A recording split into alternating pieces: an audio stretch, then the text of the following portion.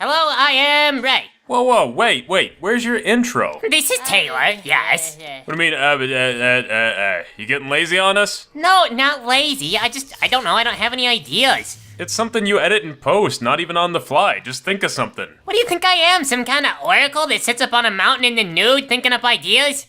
I don't have any wisdom currently. Sort of, that is exactly what this is. That's entertainment, that's writing, Ray. No. Yes? No, because have you been keeping up with YouTube lately? It's not about that anymore, it's all about like drama and stuff, and gossip. Taylor, have you been sleeping with anybody?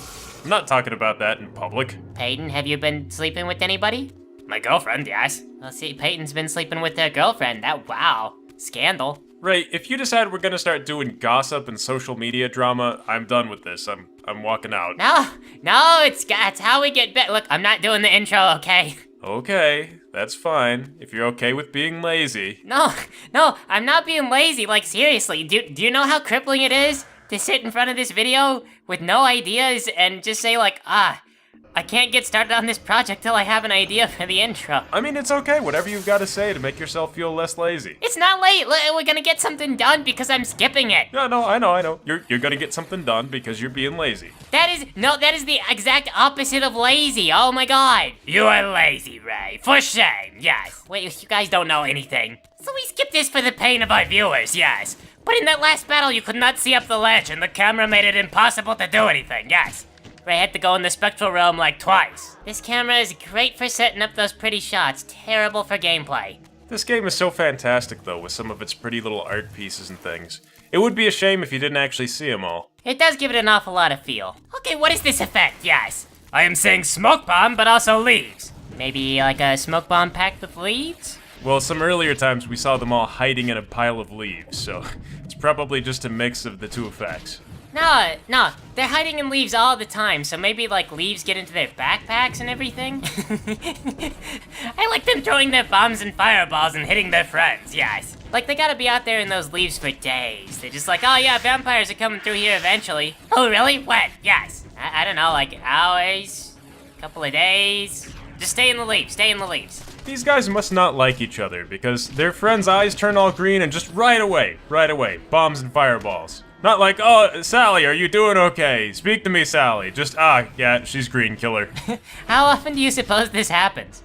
Like, they just see their friend flip sides so frequently they don't even think about it anymore. Just like, never liked him anyway. You know, though, I gotta say, these Hilden taking over the bodies of your enemies? Not really adding much, is it?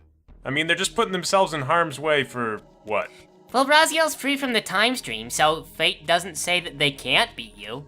They know Raziel is unkillable, though, yes. Yeah, he's unkillable, but not unslowable. I don't know, you seem pretty unslowable. I mean, you're being slowed down by a few minutes, but a few minutes in the grand scheme is probably not many. Also, they're taking over the body of someone who was already fighting you, yes. So they're not even slowing you down in the extra, yes. I don't know, they're wily and inscrutable.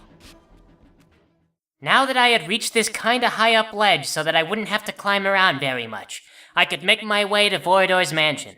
Last time I spoke to Vorador, he didn't seem to like me very much. But if I tracked enough mud in his mansion, maybe he would come and yell at me. And then I could ask him why the Reaver was trying to absorb my soul when I was so obviously the chosen champion of destiny. Oh, it is Kain's turn to play. Move over, Ray! Yes. And so Kain found himself in one of the old vampire citadels. And so finely furbished, too. Yes. Mobius seemed to believe that Kain would be very disappointed in what he found of Raziel here. But Kain didn't know what Mobius was talking about. Kain only cared to find out about Kain's destiny. Yes. Oh no, look out, there's Darkmans here! Kain does not fear the Darkmans, yes! Really?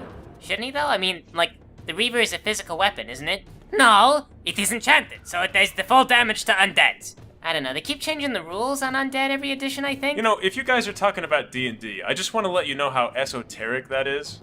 Like, other D&D players can appreciate this kind of nerding out, but I cannot. Oh, well, let me explain the rules then, yes. You see, there are some kinds of creatures that are intangible. Oh, no, I don't need an explanation, I just want to let you know that it's boring.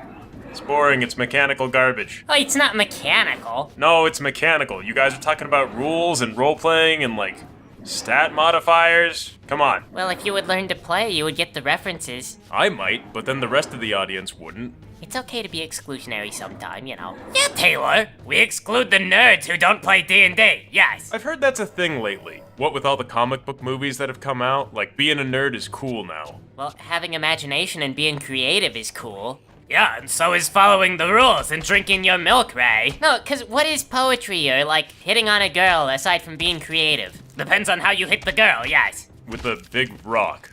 I don't know, I think video games maybe help contribute to that, though. Because people could look at this and now you'd have visual context for what all that was supposed to be. People are like, oh, is this what D&D was supposed to be about? You'd be like, yeah, that was kind of the idea. Gay vampires cutting up shirtless porcupine people. Yeah, that was D&D in a nutshell. Come on, I've been telling you this from square one. How come no one is wearing a shirt? It is the dead of winter, there is snow on the ground, and they're living in a stone castle. Kain does not need shirts, yes. He has evolved beyond them. Okay, yes, Kain. But what about these people? I'm not sure if they're actually human. They sound human, but they don't act human. They look human. I mean, they're wearing giant stupid hats, but humans in stupid hats are still humans. Maybe the hat makes them warm, yes. It is an enchanted hat. Yeah, that's why they all wear them. Oh, see, I thought it must have been a cultural thing. Like one day somebody popular put on one of these stupid hats and everyone else was like, oh yeah, if he can pull that look off, I can too. And soon everybody was wearing them because that's just what people do. What? No, that's dumb. Society wouldn't develop based on dumb social rituals. Of course there's a practical reason for this. How long do you think the porcupine hats have been a thing? Or do you think these people have only been doing this since last Wednesday? No, there's obviously a huge market in this society for these porcupine hats. Everybody has one. It's gotta be a thing that's been around at least one generation. You guys are saying porcupine, yes. But I am not seeing porcupine. I am seeing more like sea urchin. Maybe it's a spiritual thing. You go off into the wilderness to become a man and they say, what'd you see? What was your animal? And you're like, a porcupine. Just like everybody else, I saw a porcupine. And then they're like, ah, man, porcupine, very popular. All right, get your porcupine hat. Somewhere there's a guy with an alligator hat and his family doesn't like to talk about him. Black sheep of the tribe saw an alligator. Weird. I hear he lies in wait for you to trust him, and then he leaps up out of the water and pulls you under and drowns you, yes. Yeah, alligator's not trustworthy like a porcupine. Porcupine is pretty much just minding its own business till you mess with him. Yeah, good, honest animal, porcupine. I bet there are a lot of positive legends. Yeah, the story of the porcupine versus the hare, the three little porcupines. Great stories. Tell the kids. Here Kain found the evidence that he supposed Mobius wanted him to see. There were two murals, the first ruined by time. The second depicted two warriors. One, Kain assumed was the good guy because he was vampires like Kain. The second was the asshole because he was stabbing the vampires, yes. Presumably this was the disappointment that Mobius described. But Kain didn't care, Kain was just going to stab history until it did what he wanted, yes. The timeline was stupid and wrong, yes. And Kain was great.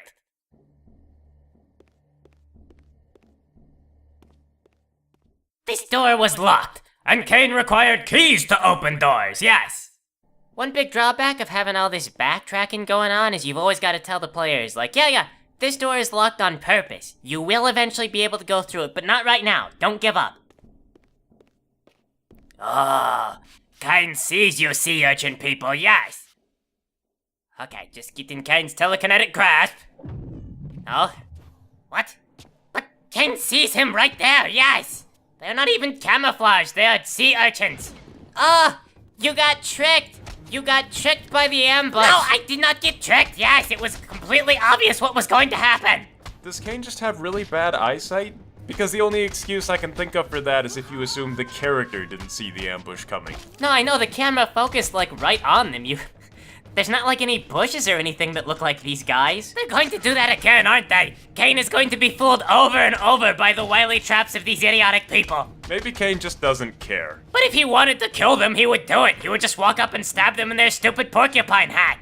Yes. Maybe Kain didn't want to kill him. He was just gonna, like, walk on by, but they're like, quick, shut the gates. Close him in here with us. I just love how this series consistently does that. They have people locking themselves into rooms with dangerous vampires, and then when the vampire wins the fight, they let him go.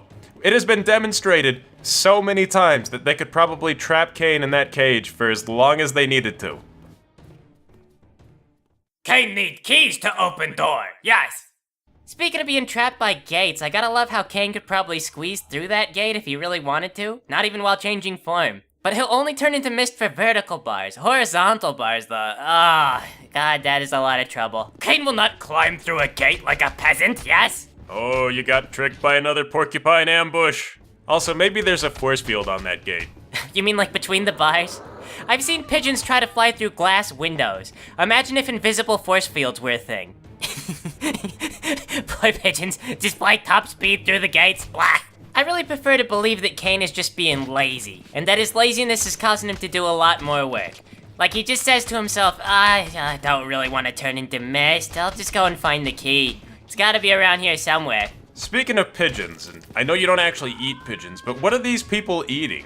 What are pigeons eating? I mean, this is a chain of thoughts that has led to this. Snow, obviously, and rocks, maybe old vampire books. I don't know if you noticed the leather thongs on the ladies, yes, but they clearly have access to leather, so they must have access to the pigs or whatever. Where are the pigs? What are they making their clothes out? What do you make your clothes out of when you live in an old vampire ruin? What are those claws made of? I have so many questions now that I think about this. They got the porcupine tattoo on their butts, and their whole fighting style is just mimicking Gollum from Lord of the Rings. I don't know, do you think like a concept artist came to the directors and was like, hey, check this out? And they were all like, oh yeah, that's cool. We're gonna put that in the game. To be fair, that is a pure and simple reason to do something in a video game, and these guys are actually pretty colorful and interesting looking. Yeah, no, I remember these guys pretty clearly from this game. Like, of all the things that stood out in my head, these weird guys are one of the biggest. This is where that sort of Pulp Fiction thing comes in, where it's sort of like everything is a comic book. Yeah, there's no logic, it's just kind of visually appealing, and the claws are neat, and everything's neat. Also, don't forget the leather thongs, yes. Well, yeah, you put an artist in a room and tell him he can draw whatever he wants, and sooner or later you're gonna get thongs. I think we had this discussion last time. No, that was about boobs, yes. This is about the thong. Yeah, totally different class. A thong goes on your butt?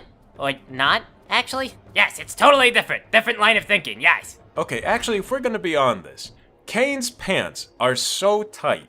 You don't suppose he wears a G-string, does he? Because otherwise, you would see the underwear through those pants. Maybe he's going commando, yes. Well, he never changes the pants, so I'm sure the underwear doesn't do a lot of good if he's wearing it. Well, you know, it's hard to say. Some cultures did not really do the underwear thing. Like, I think Japan? And I think that was a really big deal when Westerners showed up and they did wear underwear. Yeah, it was a unique thing for them. Japanese hookers bought it, and so in Japan, underwear became associated with hookers. So what are you saying, yes? That Kain should wear underwear like some kind of dirty hooker? Oh no, we wouldn't want to assume that the vampire lord, who's covered in blood and ichor, is somehow dirty. Okay, you know, here's another thing I don't get. How come vampires don't get sick? Is this a magical thing? Because, like, diseases should still be able to infect their human cells. Well, maybe vampire cells don't replicate. Well, then when Kain gets cut open, he should never heal. No, that's where the magic comes in. Sucking the blood causes all of his wounds to magically heal. He drains the life from other creatures, and only the healthy life. Okay, fine, I guess that makes some internal sense. No, it doesn't. Because the entire premise is that the vampires were cursed with immortal life, yes. Oh, yeah, so if they just stopped drinking blood, then they would just die. Yeah, I guess. I mean, that's what happens to Kain, I think. But Kain never runs out of blood because he's so good, yes. I don't know. The rules are kind of vague. Maybe intentionally vague. I'm not sure if the curse is what gives Kain all of his good powers, or if he would just naturally have that from being a vampire. The Hilden would have to be amazingly stupid to curse their enemies with superpowers. Didn't we see, yes, that normal vampires were not even able to stand up to soldiers? Oh yeah, that's right. Only Kain's lineage of vampires had all these powers, which I think stem from the pillars. Yes, so vampires normally are garbage. What about Vorador? He is green, yes. Okay, so he is powered by the chlorophylls, yes? Solar powered? Okay, so Vorador's powers come from the sun. Yes, very tragic for vampire. And over time, he became that green so he could absorb the most power from the ambient light of the moon, or whatever. Yeah, and the stars.